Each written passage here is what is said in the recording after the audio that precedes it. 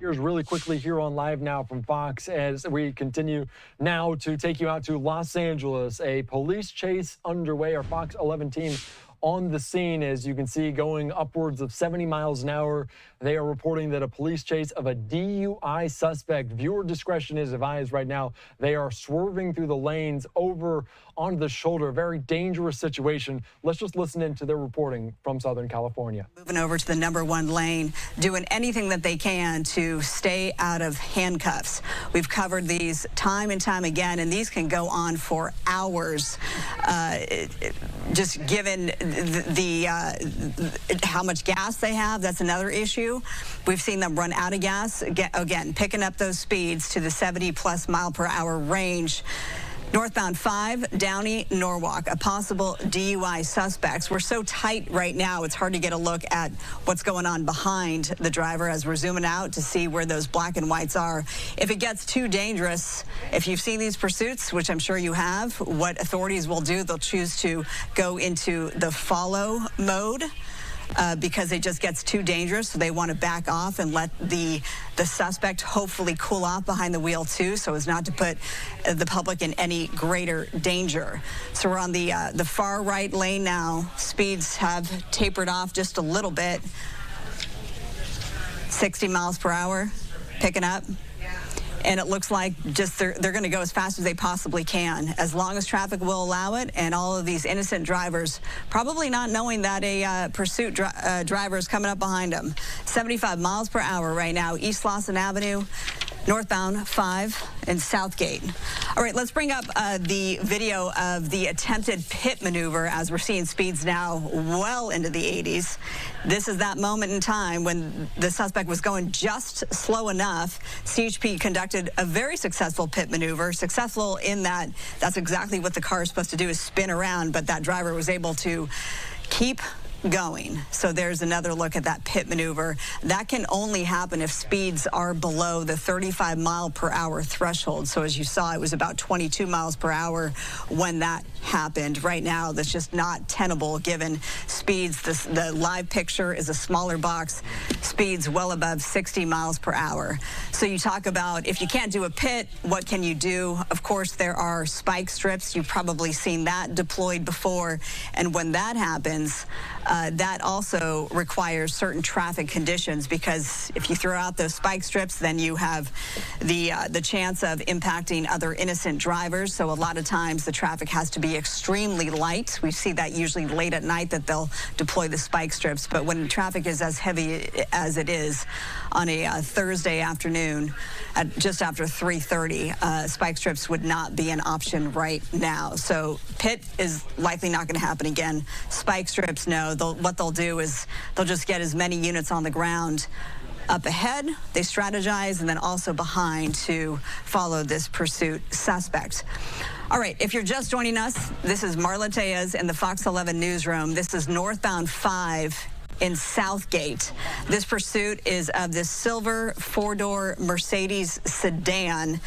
Inside, behind the wheel, is a noted DUI suspect.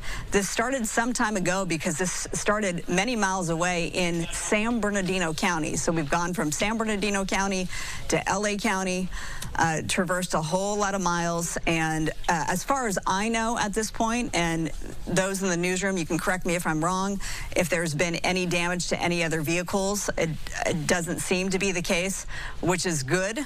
Let's hope it stays that way. But again, okay, I have a police specialist on the line. You were with law enforcement for many, many years, retired, if I'm not mistaken. Jim Helmold is on the line with me right now. Jim, good to have you. What do you make of this DUI suspect on this busy Thursday afternoon, northbound 5 in the Southgate area? All started in San Bernardino. Yes, as we can all see on the broadcast, he looks rather desperate. We don't know if that's because he's under the influence or if there's another crime that law enforcement may not be aware of at this time. But certainly his driving patterns are extremely desperate. Even during the pit maneuver, it was done well by CHP, but he was able to drive out of it. Sort of a lucky circumstance for him. and at some point in time they'll get the airship above and perhaps try another pit maneuver when it's safe to do so. But what's on the forefront of the mind of law enforcement is making sure that when they conduct this pit maneuver, that it's done in a manner that won't bring hazard to the general public. Yeah, and that's what I was saying too when it comes to the spike strips, because it's unusual for a pit maneuver to happen this time of day on a busy freeway, but the circumstances were just right. It was under that 35-mile-per-hour threshold, Jim. But when it comes to spike strips, traffic conditions have to be just right then too. So when you talk about how to bring this thing to an end with speeds now in the 40s, spike strips are difficult given the flow of traffic right now. That's right, and it's great to see the fact that they're using restraint. They're stepping back a little bit. They can bring an airship to monitor where he's going. So as we see in most of these cases, the suspect's not going anywhere. So by backing off, perhaps his driving pattern will slow down, and then we can execute when there's a position of advantage to do so. Okay, well, you know, we cover these, and as mentioned, we've been on the air at some points, you know, for hours, and we do this as a public service announcement in terms of for the public's safety. If you're, for all these innocent drivers, and now that we have another tight shot of this Mercedes down there below, you know, you're unsuspecting. You don't know that there's a pursuit suspect, especially if the black and whites are so far behind them. What is your word to drivers if you get caught up in this? Well, you bring up a great point, and certainly broadcasting it does help because there can be an awareness by the general public and drivers. And if you see a pursuit coming on, to just maintain what your current driving pattern is. Don't try to be sort of heroic in a way, because that can also catch law enforcement off guard. If you keep you maintain your current driving pattern, and they're going to navigate what the existing traffic conditions are. So you might want to slow up on the gas, but oftentimes what's frustrating is you see people hit the brake very hard, and that's not necessarily prudent either. Although if you have to avoid the suspect himself, then you have to make that decision at that time. But oftentimes we see sort of a random stop or a panic, and that's not necessarily helpful either. Yeah, and especially we've also seen it where, you know,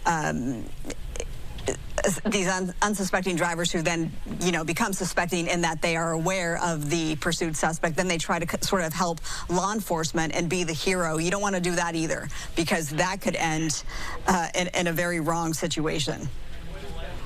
You're right, and oftentimes this more is relevant when you're on surface streets. These suspects will become desperate and actually try to carjack individuals as well. So we don't necessarily want public to be involved. Law enforcement, we take a lot of training to conduct pursuit operations, and these are among more of the dangerous activities that law enforcement is involved in because of the desperation and the lack of due regard for suspects with regards to their behavior, because they're considering only themselves and fleeing law enforcement, which, as we can see, and you're an expert in the context of you've seen all of these pursuits, and it's extremely rare for a suspect to get away. I can't think of many at all where suspects have escaped capture.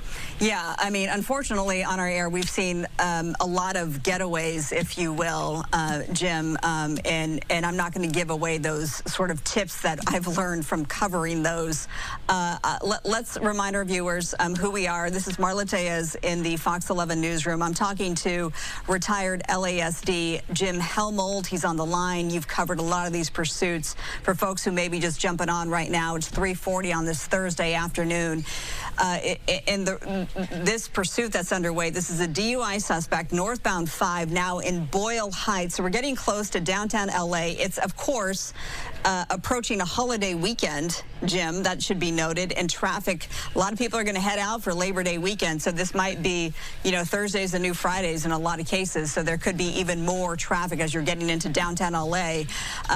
Jim, this started in San Bernardino. Here we are approaching, we're in Boyle Heights now. It's covered a lot of ground. We're not seeing the black and whites. Oh, there we are. So now as we zoom out, we're seeing 1, 2.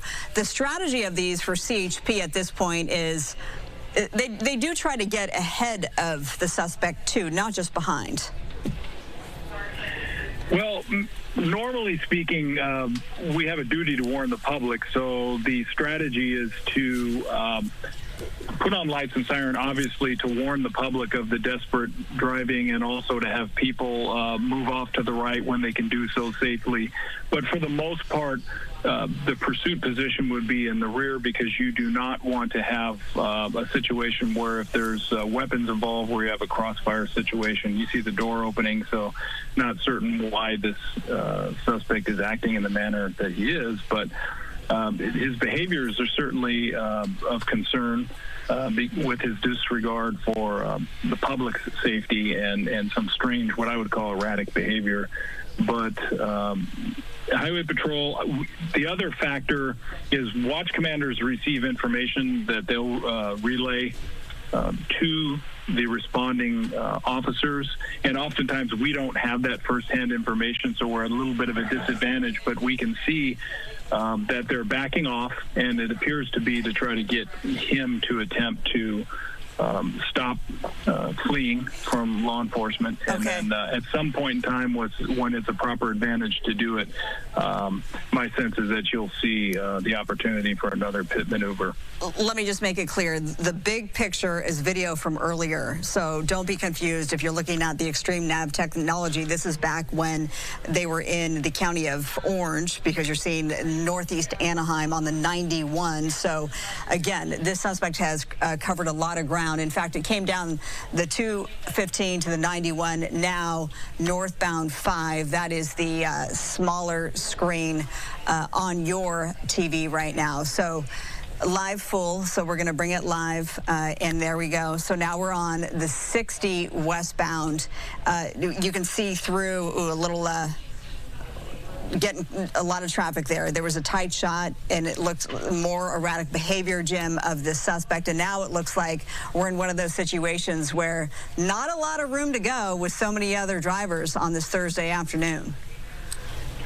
Yes, and this is where you may see an approach if there's an opportunity to do so on the side, but they're going to be concerned with the rest of the public. But if the speeds get to a point where it's safe to do so, but pulling in front of a semi-truck is clearly a desperate act, and other maneuvers that you've seen throughout the course of the pursuit. So you can really see why law enforcement has taken every precaution at this point. We obviously have SkyFOX above. You mentioned their own airship. I trust that that's up above as well, and they as in law enforcement. Jim, I think we lost him. Yes. Oh, go ahead. Go ahead. Yeah, when the law enforcement airship is there, they're able to guide those resources similar to what a containment situation would be. So that doesn't require the close proximity of the radio cars. That's why oftentimes you'll see them backing off. So the airships are most useful, and they can also warn about where upcoming intersections or traffic patterns that might be relevant to a strategy. So what I'm noticing as we're looking on now on the other side of this Mercedes sedan, on the passenger side, it looks like there's some damage to the passenger door, if I'm not mistaken, as we zoom in. Jim, do you see that as well? Unclear if that happened. Yeah, definitely some passenger door damage. Oh, that must have been, silly me, forgive me, that must have been during the pit maneuver. That's my assumption anyway. Yeah, it's very possible. It looks like it as far as where they made that maneuver on that portion of the car. So it's very possible that that's what turned the vehicle, or it could have been from previous driving as well. Okay, yeah. So speeds, I mean, that's how busy it is. Again, the Thursday before Labor Day. And you know, who are we kidding? It's Los Angeles. It's this busy all the time. Test 10 westbound now, just passing the Alameda Street, downtown Los Angeles. We're seeing some fidgeting inside with the driver now. It looks like trying to go behind his driver's side seat and pick something up. The other thing is that we've dealt when it comes to these suspects. Well, first of all, in terms of law enforcement always takes the approach that whomever is inside the vehicle, because there could be more than one person, even though it just seems like there's one person, but we've covered a bunch of these where in the end, come to find out there's 6 people inside and you thought there was one. The law enforcement takes the approach that the suspect is always armed. You have to always assume that for your own protection. And then there's situations where, you know, family members could very well be tuning in and contacting law enforcement with information and helping navigate the situation there. Jim, did you find that in your experience? Yes, well, you're right on point in the sense that you're treating every suspect as if they're armed, combined with the fact that the desk may have new information or the responding officers from the beginning based on what prompted the pursuit itself. Oftentimes we've seen family members either in the car or calling law enforcement or the suspects themselves, trying to convince them to surrender. And so there's a lot of things that are in the works behind the scenes, with the foremost being a strategy to deal with this situation, because this is extremely dangerous. Even when the speeds are not high, when they'll oftentimes not have regard for red lights, stop signs, things of that nature. So unexpected drivers coming the opposite direction are often in danger because their speed may be high. So oftentimes people say, well, he's not driving at a high rate of speed, but when you're an unexpected driver and you're driving at normal speeds, this can present a problem, particularly at intersections or areas where the vehicles could come into contact, not to mention pedestrians. Yes, and right, and especially we'll see what happens. As far as I know, this has mainly been on freeways, not on the surface streets, but we'll see. Either way, it does get a little bit even more precarious once they get onto surface streets. We've seen that because, of course, as Jim just brought up, there are pedestrians then walking around trying to, you know, get to their next appointment or just out for a coffee, and next thing you know, there's a dangerous DUI suspect coming down the street. So we'll see if this suspect decides to stay on the 10 westbound and just carry on, or perhaps go into downtown Los Angeles. So this is, we've been on the air with this for about almost 30 minutes now. This started in San Bernardino, so you can probably do the math. That's a lot of miles between San Bernardino and now downtown Los Angeles. We're on the 10 westbound. We saw this start on the 215, then went to the 91, and now then the northbound 5, 60, and here we are 10. So a whole lot of freeways that this suspect has covered. The damage to the side of this silver Mercedes sedan, likely from an attempted pit maneuver that CHP tried when conditions were just right on the northbound 5. It was successful in that it did spin the car around, but then soon after that, the driver was able to still maintain control and took off really at a high rate of speed after that pit maneuver. So now we just got a little more information, Jim, which is pretty interesting. Law enforcement apparently has been in contact with the suspect's daughter. What do you glean from that? Well, the fact that he goes from driving desperately and fleeing to slowing down, it's interesting. It does sort of indicate that he's in contact with somebody and maybe engaged in a conversation who might be telling him to surrender. Again, this is conjecture. I get to do that as a retired person now, you know, watching from TV. And but those are the sort of things that you're able to sort of glean from. Now suddenly he's driving in the lanes of traffic at a slow rate of speed. So I think that law enforcement is taking a strategy of backing off the vehicle, making sure that he's still covered. And but the unpredictability of suspects is essentially why they're going to need to eventually take action to bring this person into custody, because you never know. It's just unpredictable nature of suspects is the most dangerous thing that law enforcement deal with. And you know, when I think of it, by the way, apparently law enforcement's actually lost contact with the suspect's daughter, but they did have contact at one point. But when you bring in a daughter and you're talking about obviously that this is her father now wanted in this DUI pursuit. You know, then I think, did this start as some sort of a domestic issue, which is often the case, or which can be the case, I should say. Yeah, absolutely. And again, we're at the disadvantage of not knowing a lot of those details from here. And I'm certain that law enforcement is gathering a lot of that intelligence, which might lead. Now you see, this suspect goes from driving slow within the lanes to speeding up randomly, and you've seen that throughout the entire pursuit. So that's certainly indicative of somebody who's unstable or under the influence, which was the initial call for this pursuit of why law enforcement was attempting to pull him over. So it could be at that level, or there could be some nuances to the case, and it would be interesting to find that out. I'm believing that the watch commander and the desk who's relaying to troops on the ground know this information, and they're relaying it, and that's why there's a very specific strategy.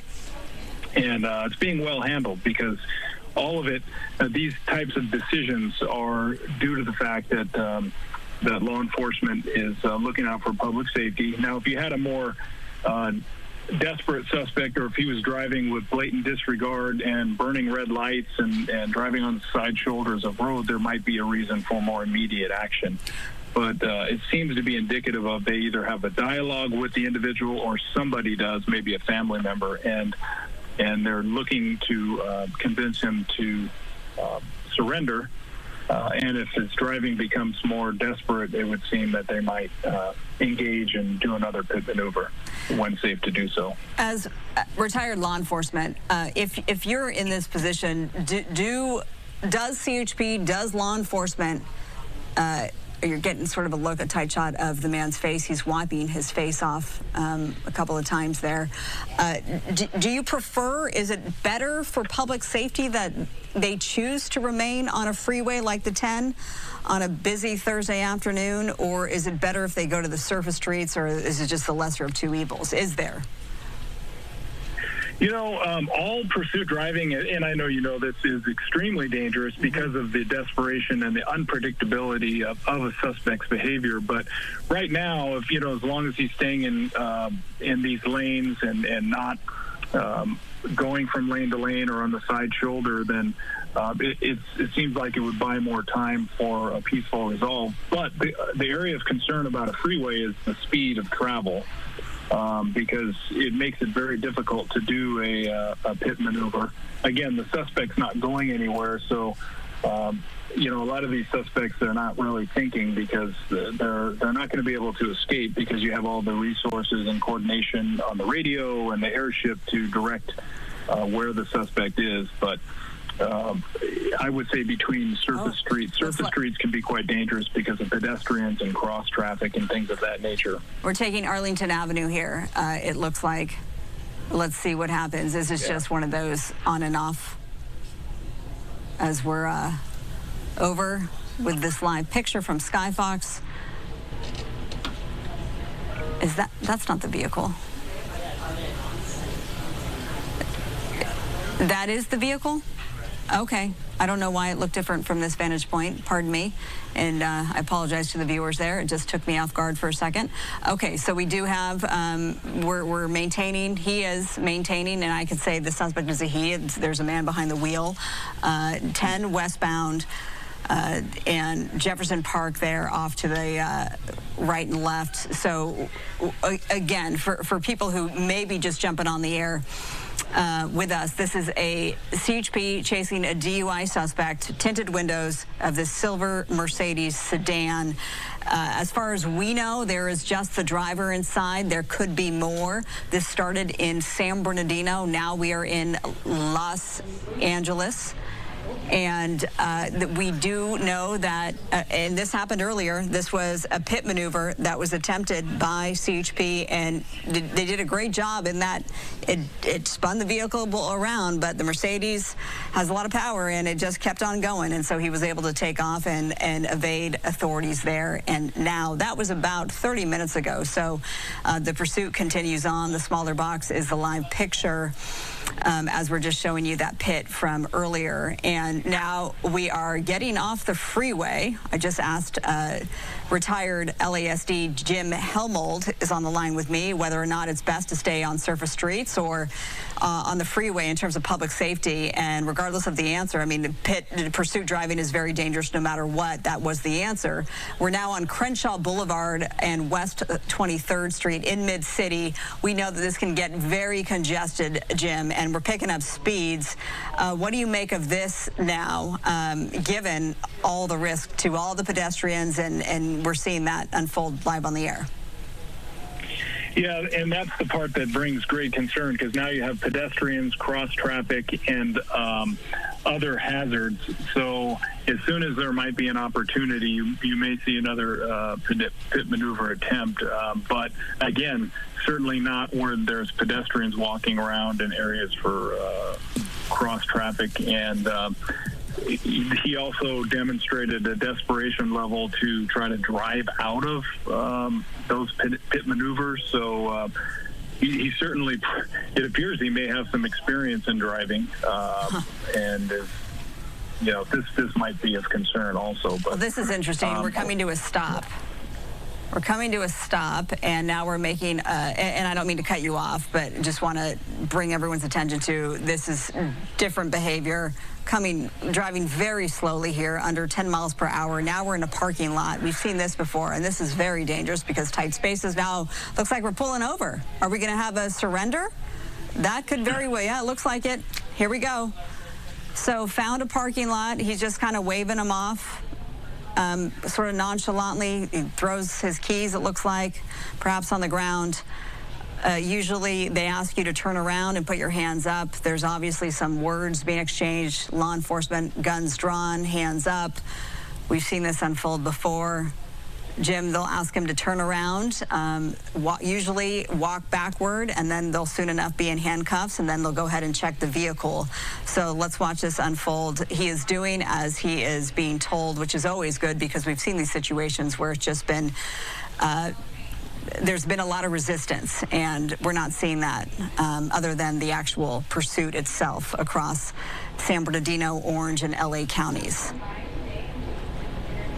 I'm at a disadvantage because my feed is not live, so I don't want to interrupt what might be being seen on live. Okay, yeah, so what we're seeing now, thank you for that, Jim. So we're seeing an officer handcuffing the suspect. I'm not sure what parking lot we're in. It looked like some sort of a small shopping market, strip mall, sort of a scene down below, but this is in Mid-City, right off this is 10th Avenue and West Washington Boulevard in Jefferson Park. So we do have a suspect in custody. And what I was saying earlier is now that this man is in custody, again, wanted for DUI, we will see law enforcement check the vehicle to see if there's anyone else in there, and that includes, of course, the trunk, usually the last place that they'll check, and then they'll throw up what's officially called in law enforcement code 4, and that means that the scene is all clear. So your years of journalism, you're getting pretty good at this. You got it down pretty good.